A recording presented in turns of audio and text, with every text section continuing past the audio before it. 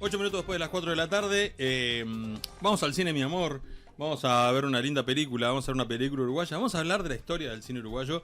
Porque tenemos a alguien que se ha dedicado a buscar hasta la más recóndita historia del cine uruguayo. Así que de eso vamos a estar hablando en la tarde de hoy. Entrevista. Presenta Jamón y Eso. Busca el combo a la medida de tu festejo. Ingresá a www.jamonyeso.uy o hace tu pedido al 099-546-065.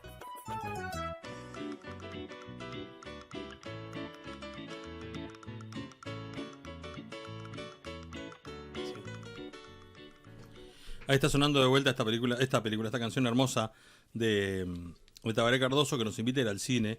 Y Álvaro Lema, estás con nosotros porque, bueno, sos un tipo que se ha dedicado al cine uruguayo. Sí. Vamos a empezar. Estás viviendo en España, te viniste en estos días para la presentación de este libro, que es el primero que cuenta la historia del cine uruguayo desde los inicios hasta ahora, con un montón de detalles que ahora vamos a charlar. Y que es una tesis de doctorado tuya en España. Sí, originalmente fue tesis de doctorado, una parte, digamos, como la base del libro. Después seguí trabajando para convertirla en libro y, bueno, desarrollando algunas partes que me interesaban más, que no estaban en la tesis, haciéndolo un poco más legible, porque una tesis es bastante dura de leer. Claro.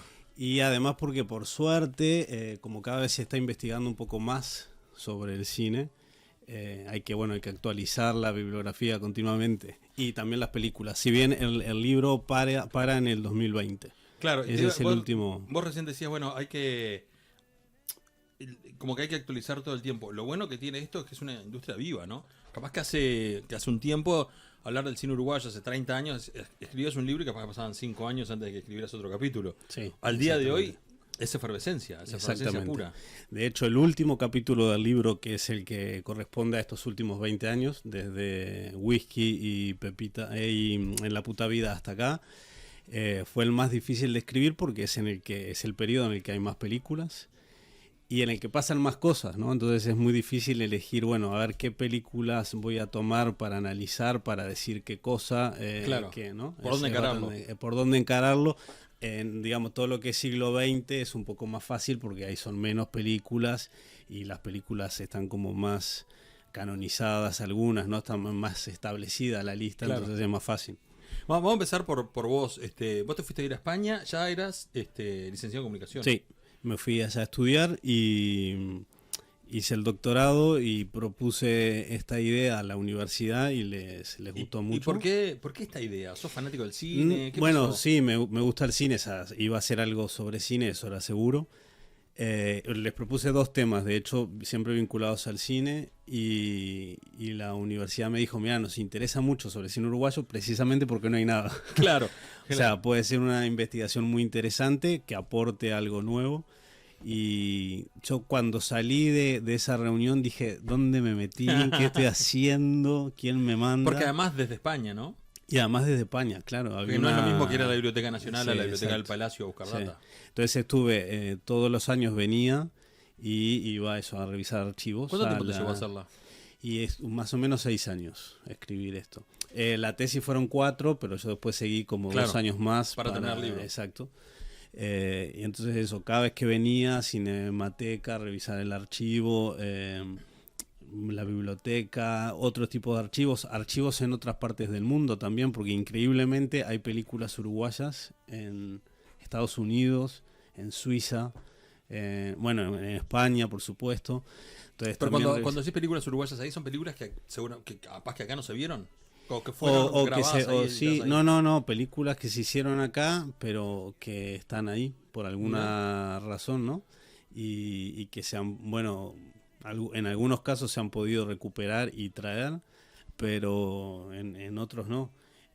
Hay una película, por ejemplo, que yo analizo de los 80, que es una coproducción con Suiza. O sea, es una película que se hizo acá. Se filmó en Uruguay, en Minas, con Walter Rey, pero es una película que la produjo la televisión suiza.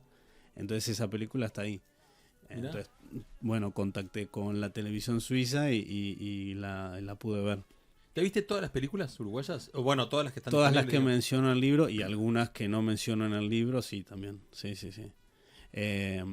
Ahí el mayor problema en este caso es que hay películas que están desaparecidas y que sería buenísimo poder verlas, pero no están. no hay forma. No hay forma. La primera película del cine uruguayo, que es de 1920, se llamaba Perbanche, está perdida.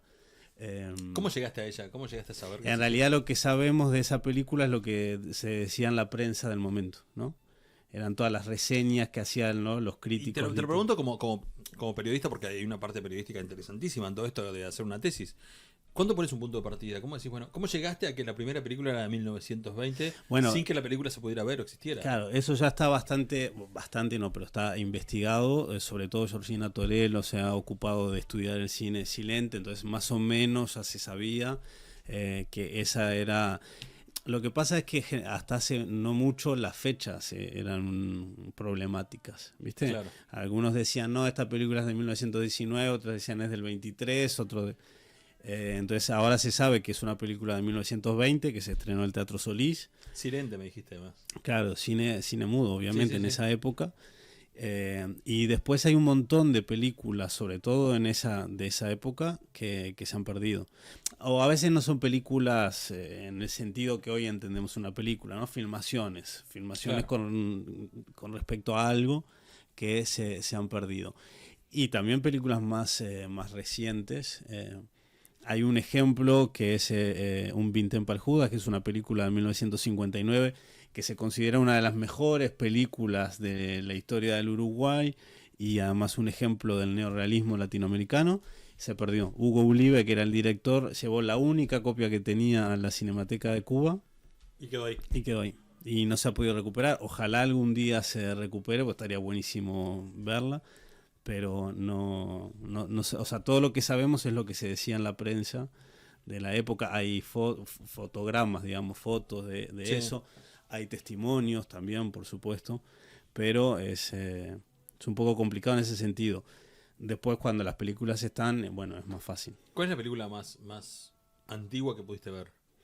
Almas de la Costa es la más. Bueno, están las filmaciones de Félix Oliver, que se supone que fue el primero que filmó en Uruguay. No era uruguayo, él era español, pero vivía acá y se supone que el primero que hizo filmaciones y esas filmaciones se conservan. Y hay algunas otras filmaciones pequeñas que están en el archivo de la Cinemateca o en otros archivos. Pero película como largo, en el sentido de película, que Sí, cuente sí. una historia, que tenga actores. La más antigua es Almas de la Costa, que es de 1924. El año que viene cumple 100 años. Y esa película está restaurada por la Cinemateca. La Cinemateca tiene una copia, o sea que se conserva bien.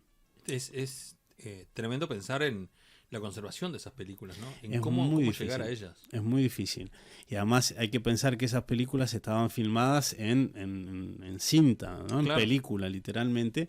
Y que además esas películas suelen ser inflamables, se prendían fuego con mucha facilidad, se desgastan con el tiempo, Se pega la se cinta, ¿no? pegan, se humedecen, se pierde lo que... Entonces es muy difícil. Últimamente hay, por suerte, organismos que se están ocupando de preservar ese archivo y de restaurarlo y de digitalizarlo y de mantenerlo, pero claro, se ha perdido en todo este tiempo, se ha perdido mucha cosa. No me acuerdo el nombre, si se llama Cineteca o qué, que está en el castillo del Parque Rodó. Sí, hay Que una cineteca nueva. tiene ahí como el alma, ¿no? Del viejo videoclub que está Sí. ahí, que también tiene un montón de películas. Pero volviendo ahí a tu tesis de doctorado y a este libro de los nacimientos del cine uruguayo, ¿cuánto atrás pudiste llegar en testimonios? ¿De cuántos son los testimonios? Porque Bueno, supongo hay... que estamos hablando de personas muchísimas fallecidas Sí. y muchísimas personas de mucha Sí, edad. pero por suerte hay testimonios sobre todo de esa época, para ser claros, años 20 o incluso un poco antes, ¿no? Del 10 al 20. En el libro, además, yo, bueno, cito todo lo que puedo de eso, de entrevistas de gente vinculada al cine, no necesariamente directores, pero a veces eran Sí. distribuidores, productores, dueños de cine. Y además cada capítulo cierra con un apéndice que es una entrevista a alguien vinculado a ese periodo, ¿no? Entonces está bueno ver las cosas que decían y cómo entendían. Y algo súper interesante además que pasa con Uruguay es que Uruguay desde el principio, desde que llegó el cinematógrafo, o sea, alrededor del 900, siempre fue un país con muchísima exhibición de cine, con muchísimas salas, sobre todo Montevideo, pero Uruguay en general, muchas salas de cine, la gente iba mucho al cine, se exhibía mucha película en Uruguay, entonces siempre Uruguay estuvo como a la cabeza en cuanto a exhibición de cine, Claro. ¿no? Y distribución. No así de producción, ¿no? Argentina y Brasil nos comían, por Sí, supuesto, sí, sí. en cuanto Ahí a estamos hablando de la producción. época no solamente del cine club, sino de un montón de lugares que ahora vemos como estacionamiento de supermercados y Exacto. automotoras que eran cines. Exactamente. Que es también una realidad que pasa en todo el mundo. Uno camina por la Gran Vía en Madrid y ves que hay grandes tiendas en palacios que antes eran cines. Acá pasa lo mismo, acá hay también mucha iglesia, ¿no? Sí. En donde antes habían cines. Pero claro, hubo una época de esplendor, ¿no? En los años 30, 40, había empresas dedicadas al cine que les iba muy bien, ¿no? Muy Sí, bien. bueno, sin ir más lejos, y no tiene que ver con el cine directamente, aunque sí con la instalación, el Mundial del 50 se pudo disfrutar en cines, por Exactamente. ejemplo, sin Sí. ir más lejos, ¿no? Y esta investigación de los nacimientos del cine uruguayo, te la planteaste en Madrid, doctorado, te llevó 4 años por lo menos a poder hacerla. ¿Cómo se transforma en un libro algo que es tan, no sé si llamarlo científico, pero sí tan académico? Sí, académico. ¿no? Es una investigación académica que hay que transformarla para los cinéfilos y para los que tienen curiosidad. Sí. Ya la tesis la escribí un poco pensando en que eso algún día iba a ser un libro, entonces... Porque ya que hacemos todo esto, ¿no? Claro, si no, no hago nada. Y después eso, te digo, estuve como 2 años más, año y medio, puliéndolo, digo yo, como tratando de hacerlo más legible y quitándole una estructura tan académica. Pero además creo que este libro tiene algo que está bueno para los lectores, que tiene un enfoque histórico-cultural. Entonces no es solamente un libro sobre cine, más bien es un libro sobre la historia de Uruguay vista a través del cine. Entonces hay un poco de todo, ¿viste? Hay historia política, historia económica, pero también hay historia de las industrias culturales, hay teatro, hay cine, hay música, hay televisión, hay radio, por supuesto. Hay fútbol, hay carnaval, entonces eso me parece que hace que sea más interesante para cualquiera y no necesariamente para alguien que sepa de cine, ¿viste? Claro. Y te planteaste esto, bueno, dijiste, ¿para qué me metí en este baile? Y tuviste que empezar a bailarlo. ¿Podías conseguir los insumos a la distancia, más allá de cuando venías? Es decir, ¿pudiste lograr, no sé, contactarte con gente del cine uruguayo en Sí. España, en la Sí. vuelta? Y también ahora con la digitalización, ¿viste? Eso lo fui viendo a lo largo que iba haciendo la investigación, que se iba haciendo cada vez más fácil acceder tanto a las películas como yo que sé, a la bibliografía, a la prensa, a las entrevistas. Cuando yo empecé, por ejemplo, habían muy pocas películas uruguayas en internet. En Claro. donde sea, pero en internet. Muy pocas, era muy difícil conseguir. Hoy en día hay muchas más, muchísimas más. El libro viene acompañado de un sitio web Te iba a comentar eso, viene un sitio web, ¿no? Claro, que tiene como acceso a las películas que están que se pueden encontrar en internet. Para que el que las quiera ver y se anime. Y se pueden hacer. ver gratuitamente, digamos. Muchas de ellas sí, algunas otras están en plataformas que Claro. mucha gente tiene suscripción, o sea que también se pueden ver. Pero me refiero a eso, como que en los últimos 6, 5 años ha crecido mucho el interés por visibilizar el cine uruguayo y no solo el más reciente, ¿no? Cine, Sí. incluso eso, películas muy viejas que ahora las puedes encontrar ahí haciendo clic en Google, ¿viste? Haciendo un poco de historia contemporánea, para mucha gente el despertar del cine uruguayo fue Pepita la Pistolera o fue 25 watts. Sí. Que Sí, hoy ves exactamente. 25 watts y te querés matar de la lentitud que tiene, pero era tremenda película. Sí, no, tremenda. Yo en el penúltimo capítulo, que es el que equivale a los años 90, Solamente tomé 2 películas, ahí había muchas, podría haber Sí. elegido muchas. Solamente tomé Pepita la Pistolera y El Dirigible, que además son casi claro, El contemporáneas. Dirigible, claro. Son casi de la misma época. ¿La entendiste? Porque siempre está ese mito. ¿Quién es el Precisamente, dirigible? claro. Precisamente por eso las elegí, porque me parece que son 2 películas claves del cine en Uruguay y que son 2 formas de hacer y de entender el cine de forma totalmente diferente, ¿no? Un cine totalmente complejo, Sí. experimental, Puro, neobarroco. ahí, sí. Y una enorme producción, fue la producción más cara de la historia hasta ese momento. Y otra película barata, hecha en video, cámara en mano, pero muy de mucho arraigo popular, ¿viste? Mucha identificación para el uruguayo medio de Sí, los sí. años 90.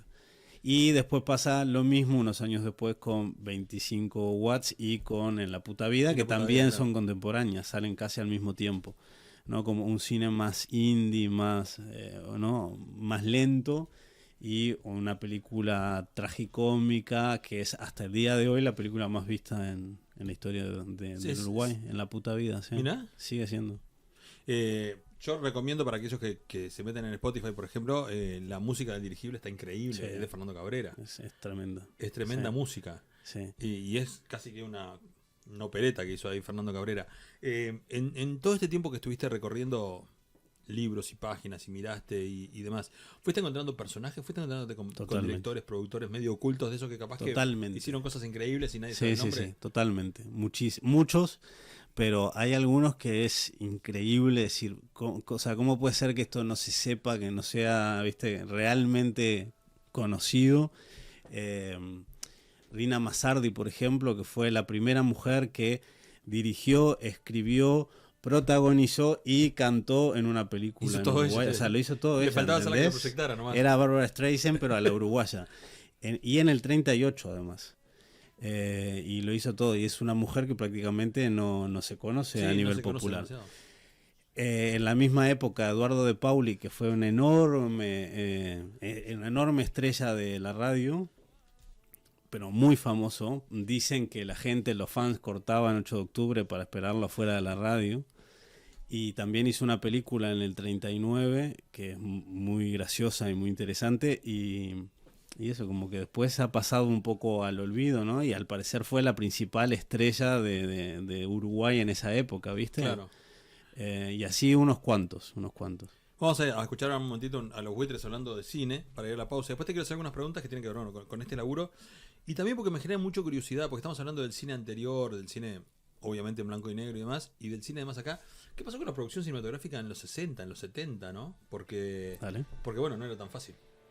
Sobre todo en Es los 70. súper interesante. No lo era que tan pasó fácil, ahí. así que vamos a charlar de eso ahora. Dale, ¿no? Hablando con buenísimo. Álvaro Lema Mosca. ¿Cuándo es la presentación de todo esto? ¿No? La presentación es el lunes a las 7 de la tarde en el Teatro Solís. ¿Vas a proyectar pedazos de películas, algo? ¿Cómo Puede se ser, hace? y vamos a conversar bastante con Soledad Castro Lazaroff, que Sí. lo va a presentar conmigo, entonces hablaremos un poco de todo esto y de algo más, seguro. Dale, buenísimo. ¿Y el libro de qué editoriales para aquellos que les interese? Sujetos Editores, estará en librerías, imagino que ya a partir de la semana que viene, así que los esperamos a todos al lunes. Dale, hacemos la pausa, escuchamos a Buitres hablando un poco de cine y seguimos charlando.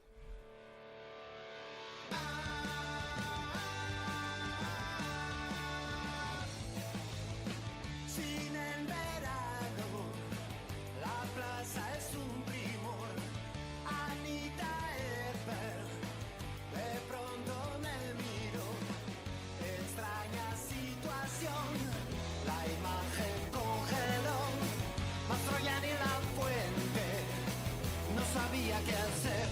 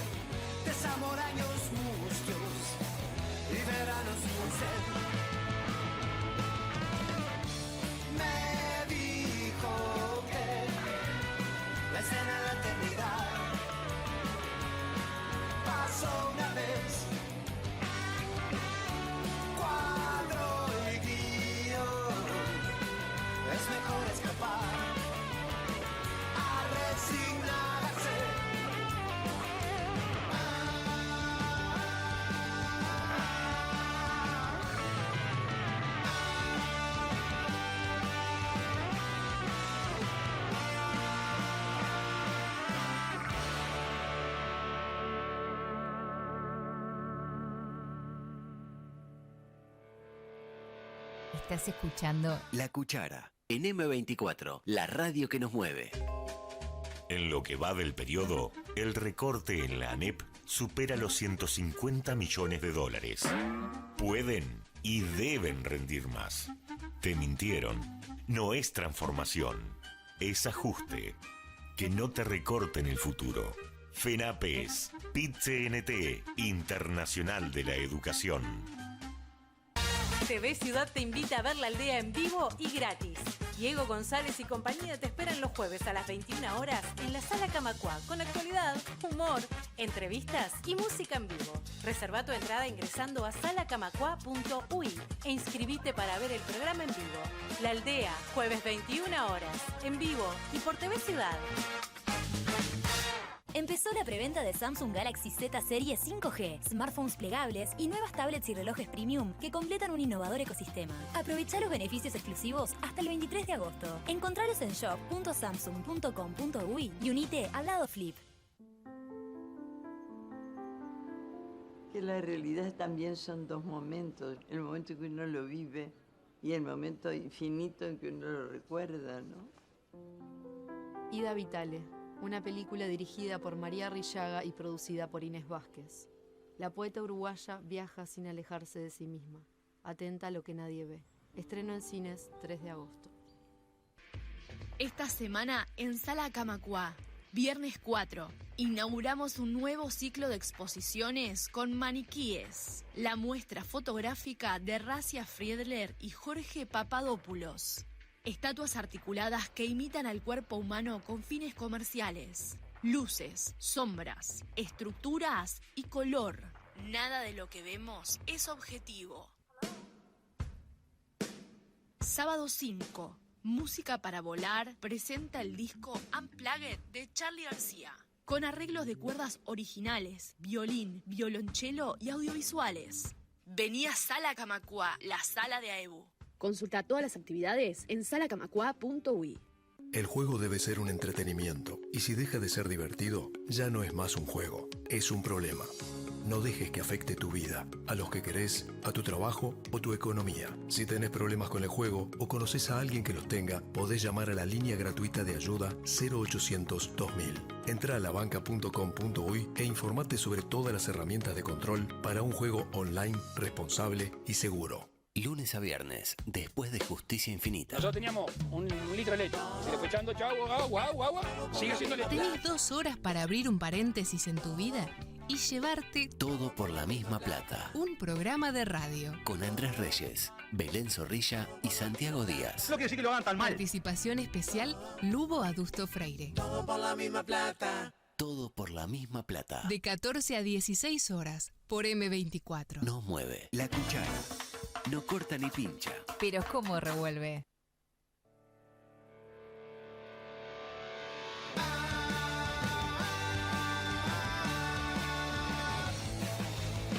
Cine en verano, la plaza es un primor. Anita Eber, de pronto me miro. Extraña situación, la imagen congeló. 32 minutos después de las 4 de la tarde, para aquellos que nos están mirando a través de Mob, de YouTube, estamos charlando con Álvaro Lema Mosca, que viene a presentar el próximo 7, si no me equivoco, estoy bien de fechas, en el Teatro Solís el lunes, su libro sobre la historia del cine, los nacimientos del cine uruguayo, y es una linda oportunidad para poder charlar con él. Mónica, a través del 098 979 979, recordaba, claro, que en el Castillo del Parque Rodó está la Medioteca Ronald Meltzer, que tiene muy buen material, que era el que estábamos hablando, y además como homenaje a Ronald, que fue un ídolo, fue nuestro superhéroe del VHS, ¿no? De la historia del VHS.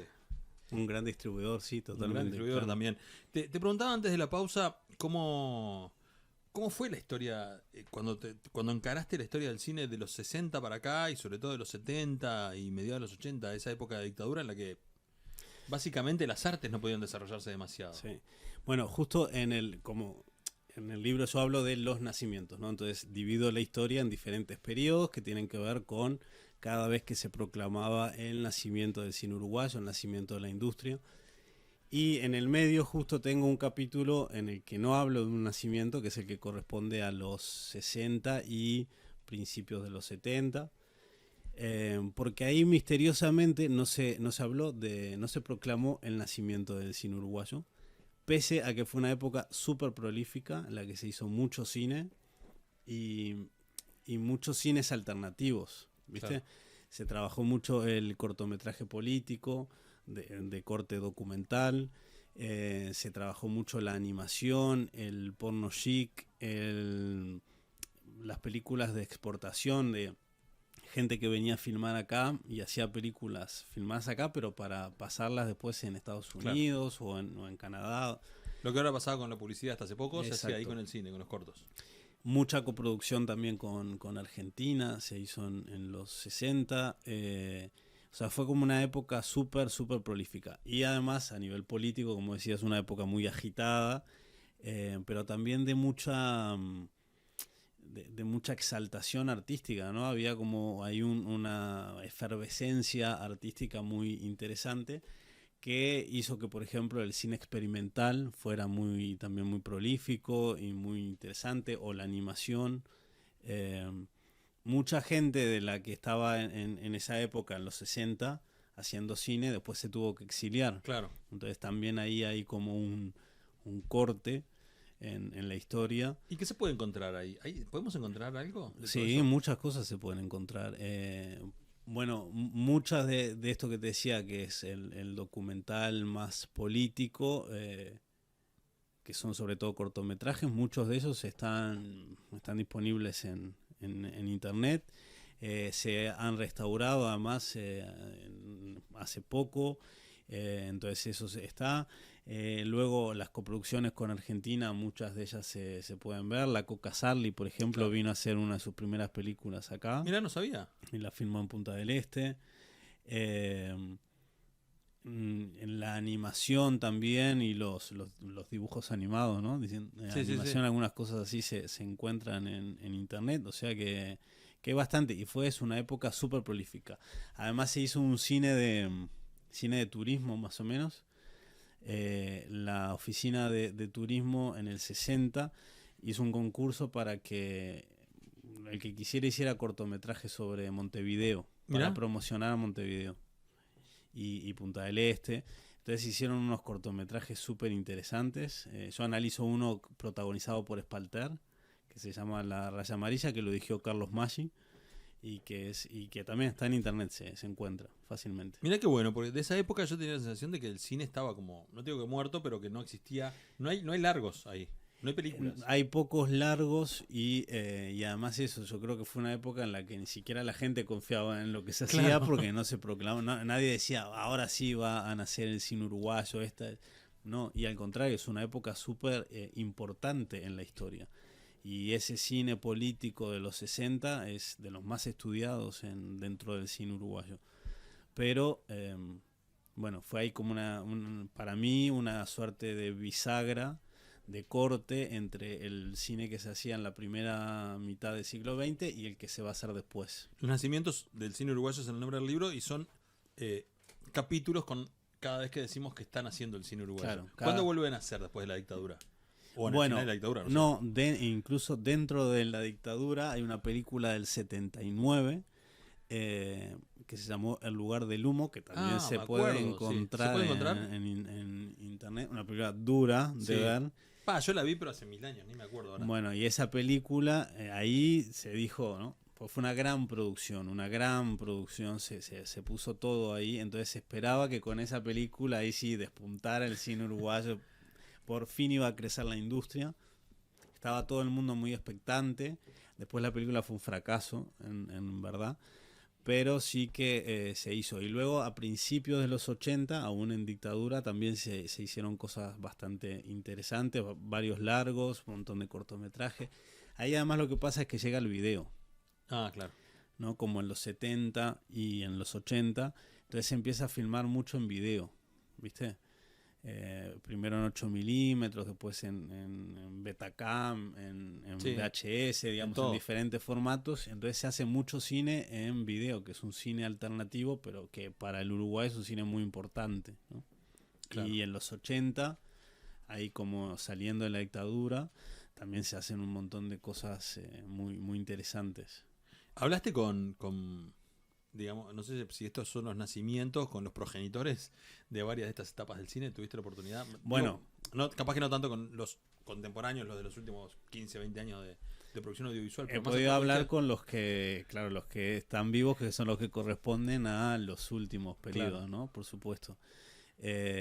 Con algunos anteriores, bueno, todavía queda alguno de la generación del 50, por ejemplo, que ¿no? Como Mario Handler, sí, que también está viviendo en Madrid, entonces tengo la oportunidad de hablar con él muy a menudo. Pero después, claro, hay mucha gente que o no está acá, por ejemplo, que hay gente muy importante que vive afuera, como Beatriz Flores Silva, como Pablo Dota, como Álvaro Brechner, que viven afuera, entonces es un poco, o Fede Álvarez, y bueno, y hay gente que ya no está, ¿no? Pero sí, con muchos he podido hablar. ¿Cómo viviste para los nacimientos, para cada nacimiento del cine uruguayo? Porque recién hablamos de la película de 35 milímetros o de lo que fuera al VHS, al beta, la digitalización.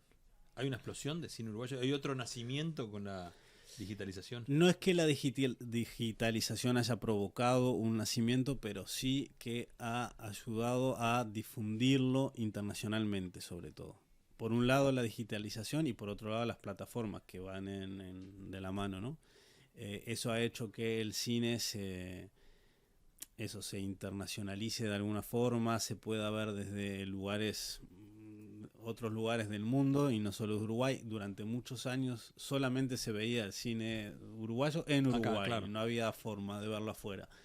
Hoy en día sí, en importantes plataformas, en las más importantes, uno puede encontrar películas uruguayas en Europa, en Estados Unidos. Vos decís, en las plataformas más importantes, lo primero que te viene a la cabeza es Netflix. Por ejemplo, pero no solamente. ¿Qué? Amazon. En Amazon, en Movie, allá en España hay una que se llama Filming, que es muy importante y también tiene un catálogo muy buenos de cine uruguayo. Capaz que tenemos que somos un poquito más importantes de lo que a veces pensamos. Digo, en la producción, en la cantidad y en los lugares donde se pueden ver. Totalmente. Y además, a ver, es cierto que el cine uruguayo todavía le falta darse a conocer esto desde una perspectiva histórica, ¿no? De entender todo el cine uruguayo, pero sí que las películas más recientes que salen afuera de fronteras, sobre todo en el circuito de los festivales, generalmente les va muy bien. ¿Viste? Generalmente el cine es un cine muy estimado, el cine uruguayo no es un cine que muy apreciado, que les va bien, que obtienen galardones, que tienen buenas críticas, reconocimiento, bastante más de lo que creo que los uruguayos pensamos, ¿no? y creemos, porque también hay una cosa rara, una relación extraña entre los uruguayos y el cine, ¿no? Que la ha habido siempre. Pero ¿extraña en qué sentido? ¿Que no hay tanto valor, capaz? Sí, o que tenemos un montón de prejuicios con respecto al cine uruguayo o al cine hecho acá, ¿no? Que a veces creemos que es como un cine gris, bajón, lento, triste, y no necesariamente. Y no todo el cine uruguayo ha sido así. Hay sí, claro, películas que son así, pero hay películas que lejos están de ser eso. Pero sí que ese prejuicio existe. Y sobre todo existía mucho hace 20 años o hace 15 años, ¿no? Creo que ahora un poco está cambiando porque justamente al haber tanta producción y tan diferente, la gente está viendo que no, que uno puede ir a ver al cine una comedia uruguaya y morirse de risa, o ver un thriller, o ver una película de miedo, ¿viste? Como hay diferentes opciones. ¿Has tenido la oportunidad, supongo que sí, más allá del laburo, sino ya con la tesis y con el libro pronto, de charlar con directores, productores? ¿Has tenido feedback? Sí, con algunos sí, y sobre todo porque, bueno, yo quería saciar algunas dudas que tenía, ¿no? Con respecto a, sobre todo con los directores contemporáneos, a cómo entienden ellos el cine uruguayo hoy en día, ¿no? Claro. ¿Cómo lo entiende un director que vive en otro país, pero viene a hacer películas acá y hace películas uruguayas, ¿no? Que es una etiqueta muy difusa y muy complicada, pero que es una etiqueta al final. ¿Cómo lo entiende un director que vive acá? ¿Cómo lo entiende un director que vive en Estados Unidos y que no hace películas uruguayas? ¿Viste? Son como diferentes formas de entender el cine que para mí es súper interesante, porque además reflejan muy bien la coyuntura en la que estamos hoy en día, en la que está el cine hoy en día, ¿no? No solo el uruguayo, el cine en general. Que está bueno lo que estás diciendo, porque también estamos, no sé, sin ir más lejos, hace unas semanas, capaz que un mes, andaba por acá el director de Anina y contaba cómo llegó a ser una producción colombiano-uruguaya, más allá de que para nosotros es solo uruguaya y no nos importan los colombianos, los colombianos pusieron plata. Pero está bueno pensar en las coproducciones, en cómo el cine uruguayo logra tener un prestigio tal que se puede salir a recaudar fondos. Se puede hacer una coproducción uruguayo-argentina naturalmente, pero española, francesa, colombiana, ¿no? Me parece que tiene que ver con esto, con un crecimiento últimamente. Claro, las coproducciones son fundamentales. Hoy en día, el 70% de las películas que se hacen son coproducciones con otros países. No es algo únicamente de en la actualidad. Las coproducciones en el cine uruguayo empiezan en los años 40. Obviamente con Argentina. Sí, claro. Y después se reflotan en los años 60 y a partir de los 90 ya ahí se despega, gracias al trabajo de Pablo Dota, de Beatriz Flores Silva, de otra gente, y ahí se vuelve como una constante, que es lógico, porque en un país tan pequeño como Uruguay, si no tenés fondos de afuera, es muy difícil hacer una película, se requiere mucho dinero para hacer una película. Entonces la coproducción es fundamental, y eso justamente se ha ido ganando, sí, como decís, gracias a cierto prestigio de cine hecho en Uruguay. Nombraste a Fede Álvarez, que es un caso casi paradigmático, más allá de que acá tenemos algunos otros, como Montaño, que ha hecho algunas películas de terror y le ha ido fantástico, y capaz que nunca como la primera, pero sí ha hecho algunas más. Pero Fede es un caso muy loco de hacer un videoclip para una banda y terminar trabajando para la industria cinematográfica. Sí, totalmente, y además eso lo menciono en el último capítulo, tanto a él como a su hermano Nacho, que también es director de cine, porque son como el ejemplo del director de cine uruguayo que se va al país y no hace cine uruguayo, ¿viste? Claro, porque no tiene nada que ver con nada que ver con Uruguay, ¿no? Entonces es como también otra forma de hacer cine, y que la identidad no esté presente, que es un tema que es muy recurrente en el libro, ¿no? Eso la te iba a decir, claro, uruguaya. La identidad, cuando hablas del nacimiento del cine uruguayo, ¿cuánto es cine uruguayo? Porque toma mate y... ¿no? Exacto. Exactamente. Y hay una camiseta nacional y otra de Peñarol. Claro. ¿Y cuánto es cine uruguayo con la mirada de afuera? Sí. De hecho, ese es un tema que está a lo largo de todo el libro una y otra vez, porque va cambiando a lo largo de la historia, ¿viste? No, la concepción de la identidad y el cine no es la misma en los años 50, por decir algo, en la dictadura o hoy en día. Claro. Entonces eso va cambiando, continuamente vuelvo sobre el tema. Y bueno, sí, claro, tiene que ver con eso, qué tan uruguayas son las películas de hoy en día, qué tan uruguayas eran las películas. ¿Qué tal uruguaya es una película que no hable de la uruguayez? Exacto. Me parece que tiene que ver con que vivimos en un mundo cada vez más conectado. Sí. Y puede ser, es una pregunta en realidad, ¿no? Como puede ser una película uruguaya sin hablar de Uruguay, sin tomar mate, sin... Claro, sin mostrar la costa, yo qué sé. Exacto, sí, claro, puede ser. Eso es un tema sobre todo que trabajo mucho en el último capítulo. Y existe, porque recién hablamos de Fede Álvarez haciendo cine, un director uruguayo haciendo película no uruguaya, pero tenemos muchos, varios, pocos, capaz que sin ninguno, directores extranjeros viviendo una mirada uruguaya en el cine, o sea, haciendo cine uruguayo pero siendo extranjero. Sí, hay algunos casos de películas, pero que son, no sé, raras, ¿no? Claro, no, por eso te preguntaba, porque pero sí, un checoslovaco de esa época haciendo su película de Uruguay. Claro, Costa Grava hizo una película sobre la dictadura, Estado de Sitio. Tremenda película. Que creo que ni siquiera estuvo él en Uruguay, pero la hizo, ¿no? Y ni siquiera está grabada en Uruguay, creo. No, por eso, ¿no? Y creo que ni siquiera, por lo que yo sé, vino la esposa a hacer como una investigación.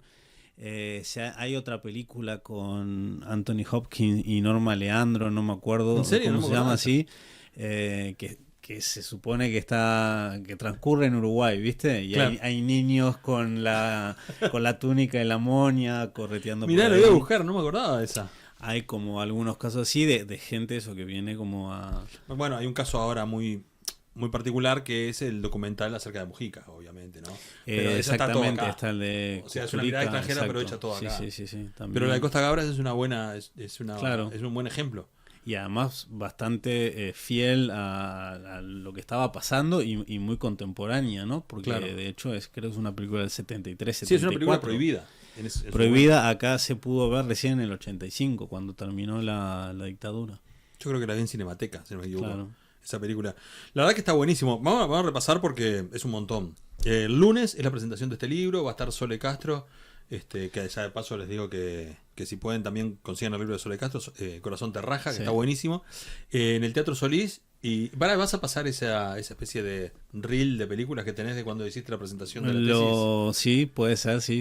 Estaría Me genera mucha bueno. curiosidad. Sí, y te lo voy a pasar a vos también para que lo Me veas. genera mucha curiosidad poder verlo. Y después te volvés a España, vas a seguir Sí, dando clases. ya la otra semana me vuelvo. Haré otra presentación en Maldonado, estaré haciendo un poco de prensa y la otra semana ya me... ¿Y cómo me sigue vuelvo. la vida después? Porque esto tiene un montón de contenido emocional. O sea, más allá de la Sí. emoción de un uruguayo haciendo la historia del cine uruguayo, venir a presentarla acá, Sí. todas estas rondas, charlar Sí, con sí, gente. totalmente.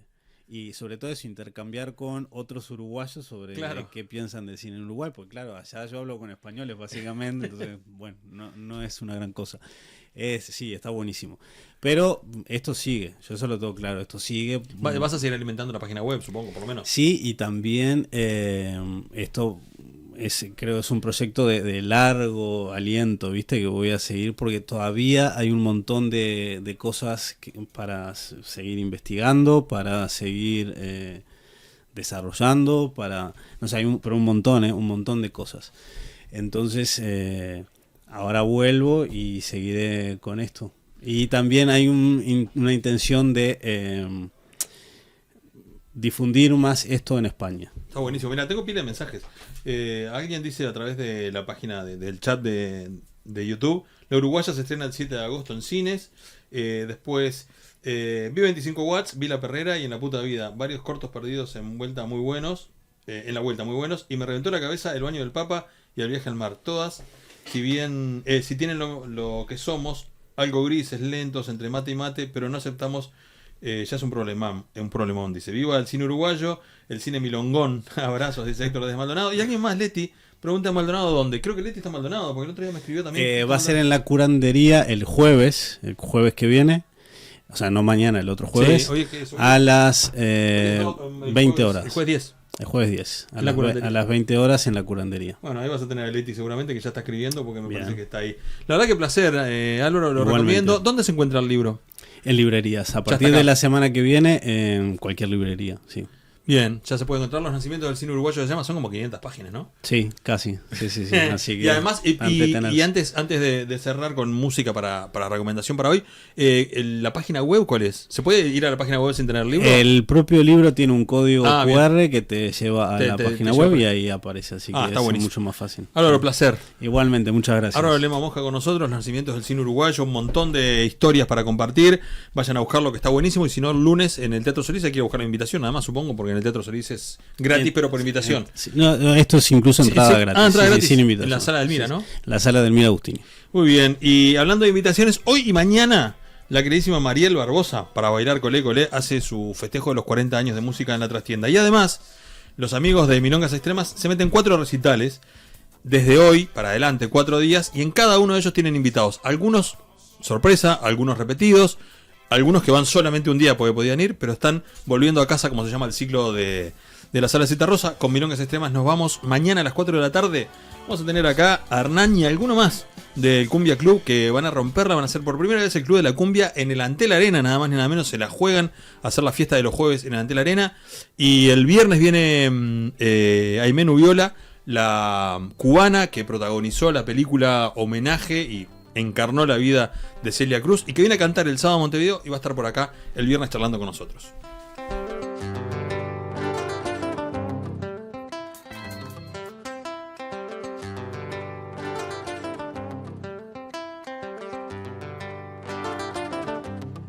Dice que no quiere ir, se quiere quedar. Dice que no quiere ver, quiere tocar.